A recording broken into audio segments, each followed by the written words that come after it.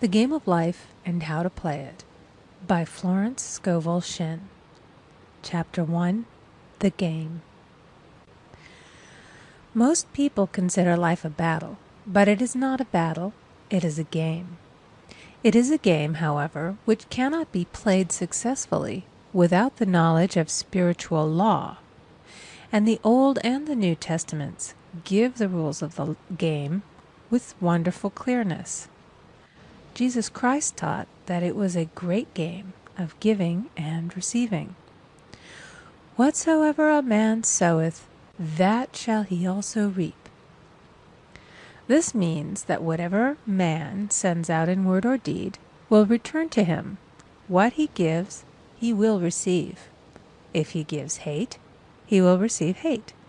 If he gives love, he will receive love. If he gives criticism, he will receive criticism. If he lies, he will be lied to.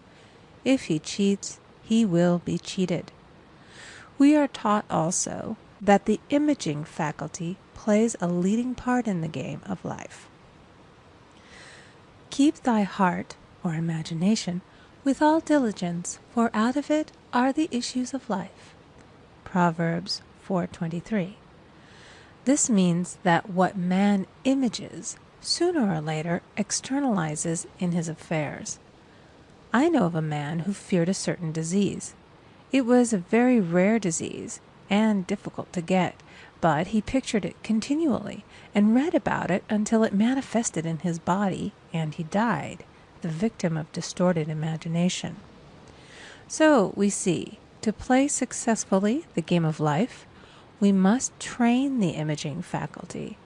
A person with an imaging faculty trained to image only good brings into his life every righteous desire of his heart. Health, wealth, love, friends, perfect self-expression, his highest ideals. The imagination has been called the scissors of the mind, and it is ever cutting, day by day, the pictures man sees there, and sooner or later he meets his own creations in his outer world. To train the imagination successfully, man must understand the workings of his mind. The Greeks said, "Know thyself."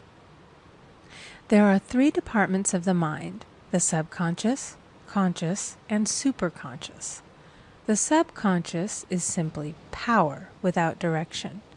It is like steam or electricity, and it does what it is directed to. It has no power of induction. Whatever man feels deeply or images clearly is impressed upon the subconscious mind and carried out in minutest detail. For example, a woman I know, when a child, always made believe she was a widow. She dressed up in black clothes and wore a long black veil, and people thought she was very clever and amusing. She grew up and married a man with whom she was deeply in love. In a short time he died, and she wore black and a sweeping veil for many years. The picture of herself as a widow was so impressed upon the subconscious mind, and in due time worked itself out regardless of the havoc created. The conscious mind has been called mortal or carnal mind. It is the human mind and sees life as it appears to be. It sees death, disaster, sickness, poverty, and limitation of every kind, and it impresses the subconscious. The superconscious mind is the God mind within each man and is the realm of perfect ideas. In it is the perfect pattern spoken of by Plato, the divine design, for there is a divine design for each person. There is a place that you are to fill and no one else can fill, something you are to do which no one else can do. There is a perfect picture of this in the superconscious mind. It usually flashes across the conscious as an unattainable ideal, something too good to be true. In reality, it is man's true destiny, or destination, flashed to him from the infinite intelligence which is within himself. Many people, however, are in ignorance of their true destinies and are striving for things and situations which do not belong to them and would only bring failure and dissatisfaction if attained. For example, a woman came to me and asked me to speak the word that she would marry a certain man with whom she was very much in love. She called him A.B. I replied that this would be a violation of spiritual law, but that I would speak the word for the right man, the divine selection, the man who belonged to her by divine right. I added, if A.B. is the right man, you can't lose him, and if he isn't, you will receive his equivalent. She saw A.B. frequently, but no headway was made in their friendship. One evening she called and said, "Do you know, for the last week, A.B. hasn't seemed so wonderful to me." I replied, "Maybe he is not the divine selection. Another man may be the right one." Soon after that, she met another man who fell in love with her at once and who said she was his ideal. In fact, he said all the things that she had always wished A.B. would say to her. She remarked, it was quite uncanny. She soon returned to his love and lost all interest in A.B. This shows the law of substitution. A right idea was substituted for a wrong one. Therefore, there was no loss or sacrifice involved. Jesus Christ said, "Seek ye first the kingdom of God and his righteousness, and all these things shall be added unto you." And he said the kingdom was within man. The kingdom is the realm of right ideas, or the divine pattern. Jesus Christ taught that man's words played a leading part in the game of life. By your words ye are justified, and by your words ye are condemned. Many people have brought disaster into their lives through idle words. For example, a woman once asked me why her life was now one of poverty, of limitation. Formerly she had a home, was surrounded by beautiful things, and had plenty of money. We found she had often tired of the management of her home and had said repeatedly, "I'm sick and tired of things. I wish I lived in a trunk." And she added, "Today I am living in that trunk." She had spoken herself into a trunk.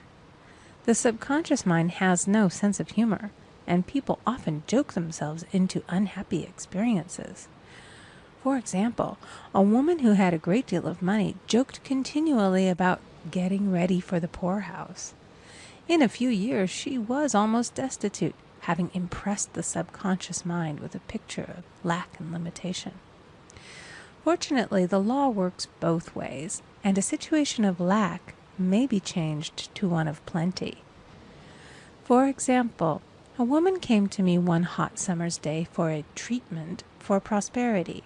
She was worn out, dejected, and discouraged. She said she possessed just $8 in the world. I said, "Good. We'll bless the $8 and multiply them as Jesus Christ multiplied the loaves and the fishes." For he taught that every man had the power to bless and to multiply, to heal and to prosper. She said, "What shall I do next?" I replied, "Follow intuition. Have you a hunch to do anything or to go anywhere?" Intuition means intuition, or to be taught from within. It is man's unerring guide, and I will deal more fully with its laws in a following chapter. The woman replied, "I don't know. I seem to have a hunch to go home. I've just enough money for car fare." Her home was in a distant city and was one of lack and limitation, and the reasoning mind, or intellect, would have said, "Stay in New York and get work and make some money." I replied, "Then go home. Never violate a hunch." I spoke the following words for her. "Infinite Spirit, open the way for great abundance for She is an irresistible magnet for all that belongs to her by divine right." I told her to repeat it continually also. She left for home immediately, and calling on a woman one day, she linked up with an old friend of her family. Through this friend, she received thousands of dollars in a most miraculous way. She has said to me often, "Tell people about the woman who came to you with $8 and a hunch."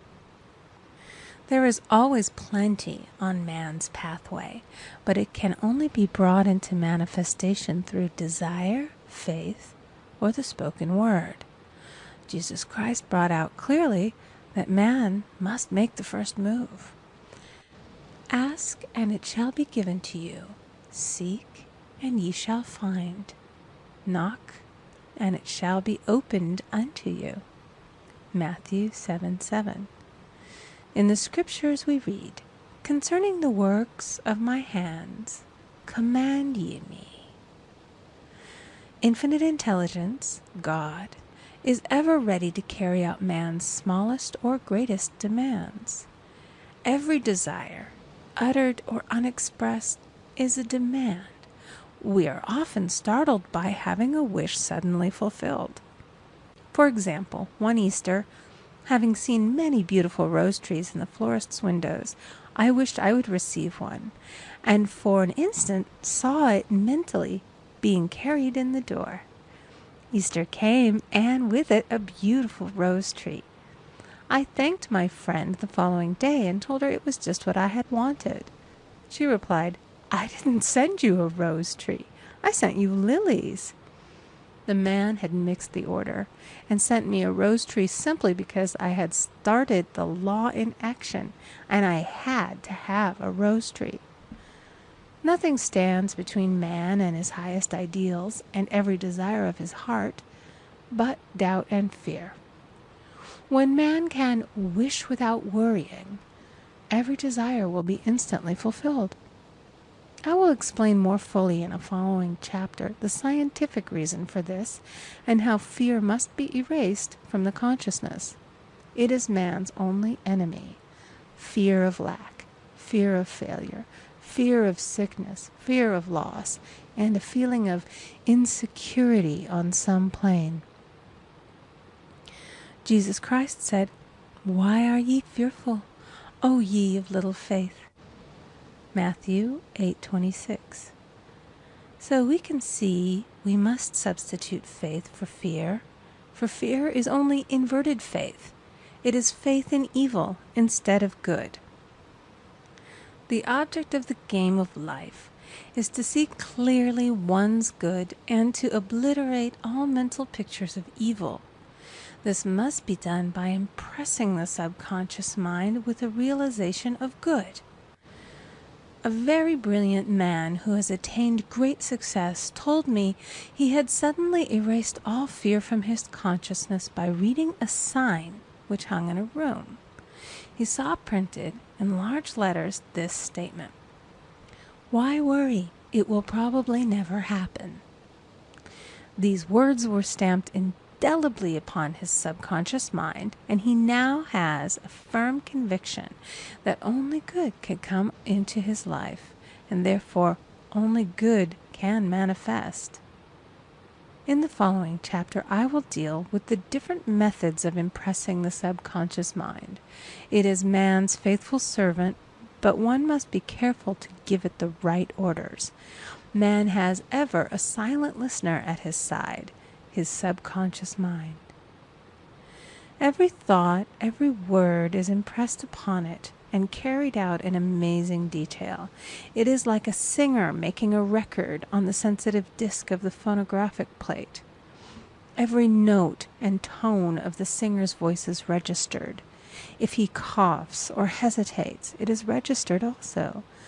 So let us break all the old bad records in the subconscious mind, the records of our lives which we do not wish to keep, and make new and beautiful ones.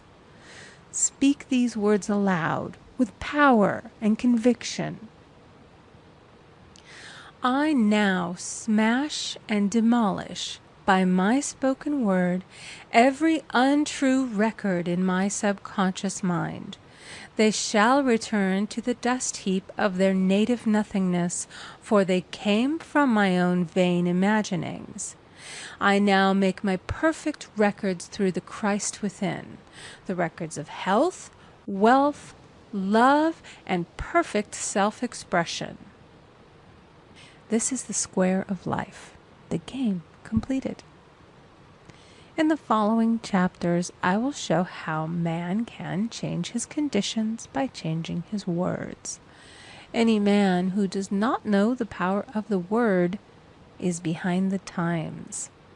Death and life are in the power of the tongue. Proverbs 18:21. End of chapter 1. Recording by Amy Conger.